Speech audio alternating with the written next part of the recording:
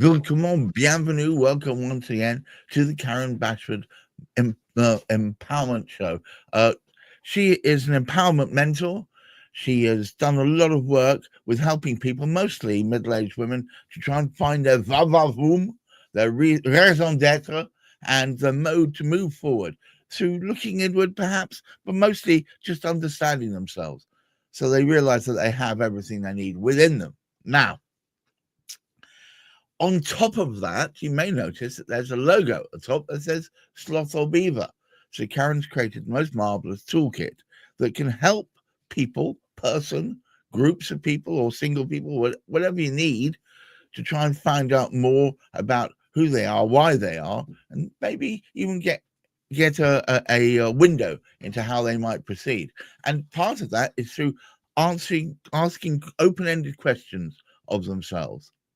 And we'll talk more about Sloth or Beaver later. But today's topic is an interesting one.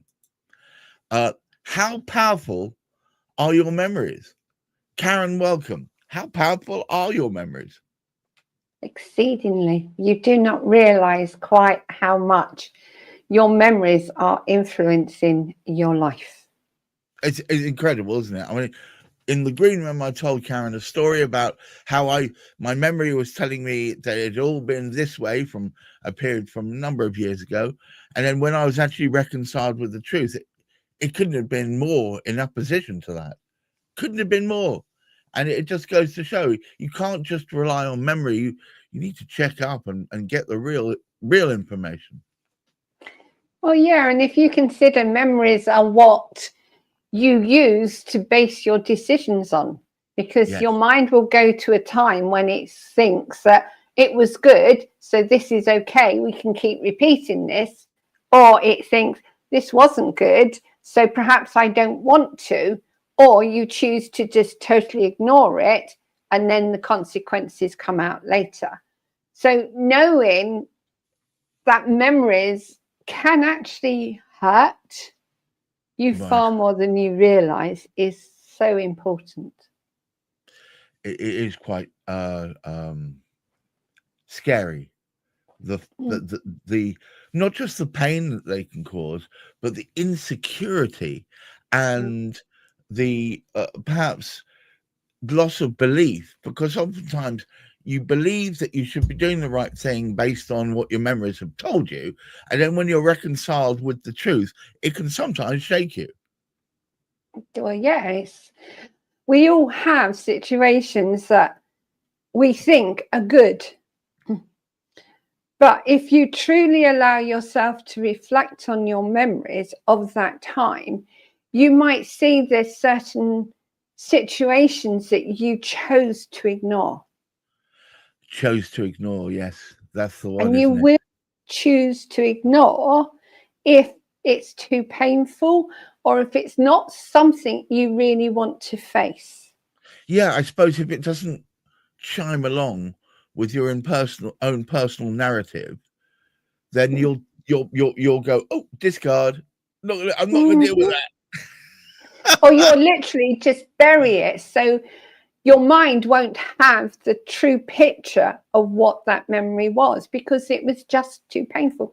We have situations in school where we're actually bullied, even if it's only once or twice, but we have a tendency to bury that because we don't want to face it.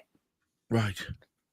No, But that I can see that bullying because yeah, will have an impact on how you respond to that memory because you've buried it, but you think it's great. Oh, it was a good time at school and everything. But it's only when you start questioning do you right. realize actually there was a time when I was bullied and it made me feel. And that's been influencing all my decisions because I'm very, very conscious of the fact that it's not true to what I thought it was. I, it chimes along with my own experience. Actually, it really does. And the interesting thing is, when you've built your self image based on those memories without checking or without perhaps getting an extra viewpoint or a different perspective, when you finally understand the truth of it, that can be quite a shock.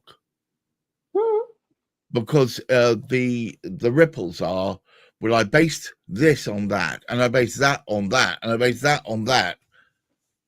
Is none of it real? Have I made it all up? Have I done this self-protection narrative to stop myself from facing that truth? And what might have been a small truth at the beginning has now mushroomed out of all proportion. And if you consider that quite often we do things because we feel guilty.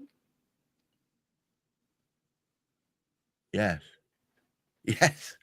Yes. Yes. I think I can be accused of that. I've done things, or not so much guilty, but because I felt I should have done it. You know, I didn't do it before, but I should have done it. So I thought I'll make up for it by doing this. Yeah.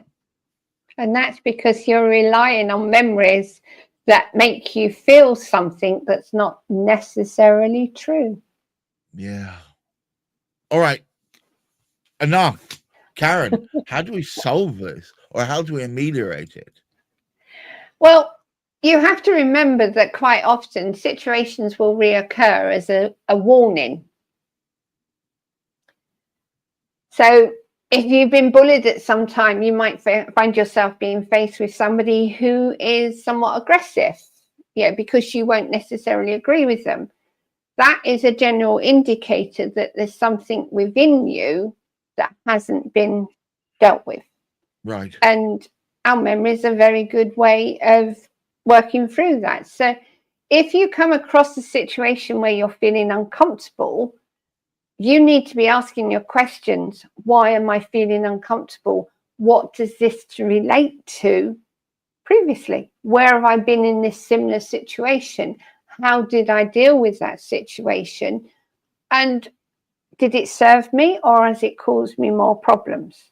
Because quite often, if you bury something, you're not dealing with it. You're literally hiding it away. And that will always come out at some point. Yeah, the skeleton will reappear from that closet, whether you like it or not, and you don't even know when, because you've lost control over it by disavowing its existence. Oh my giddy aunt.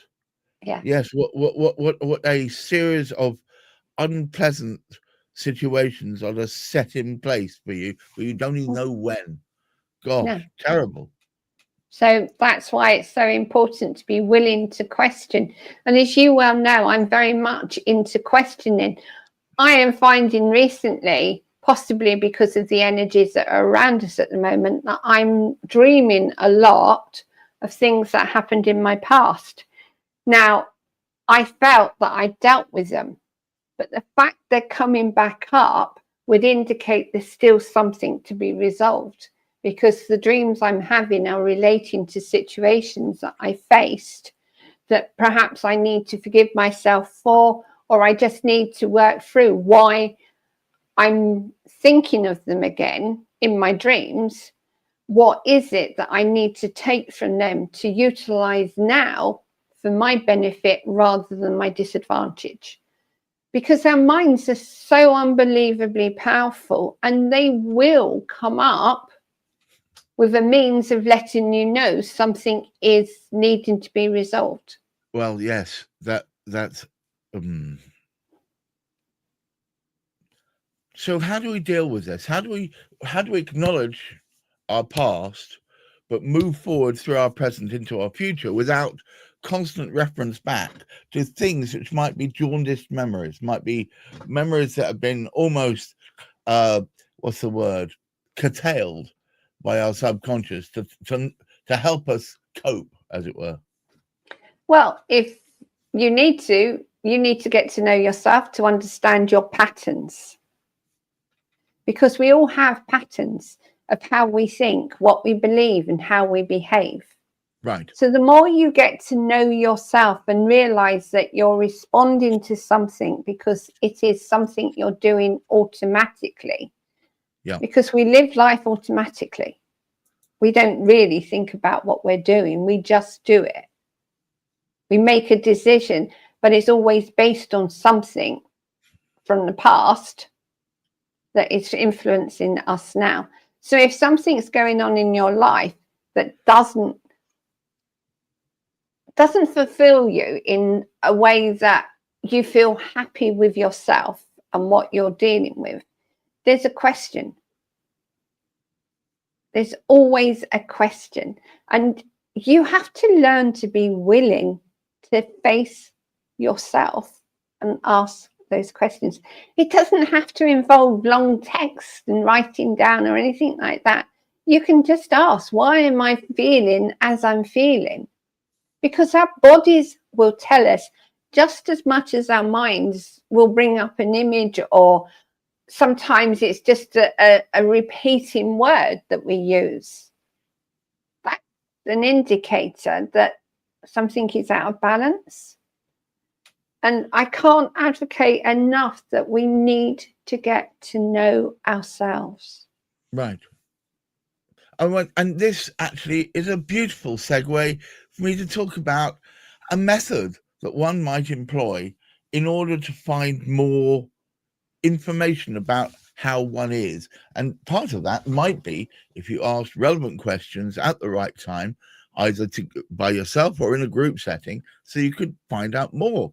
And this is where I talked about Sloth or Beaver Toolkit. Now, the Sloth or Beaver Toolkit has 6 packs of questions that come with it.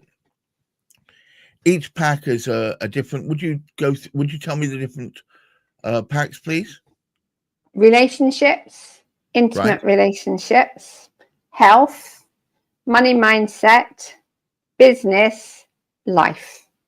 Okay. Now, when you buy your Sloth or Beaver Toolkit, you get a board which effectively indicates your life path.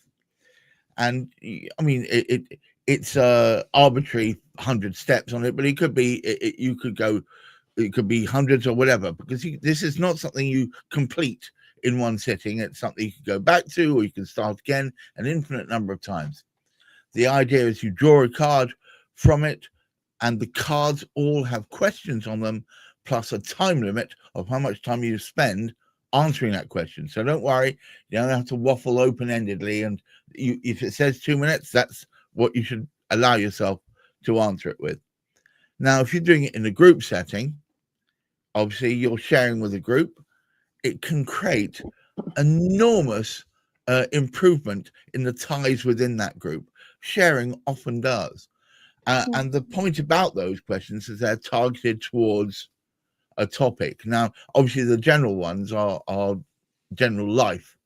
But if you went into money mindset, for instance, you could be asking a question that could really help the way in which you regard money, and hence how you regard your own income.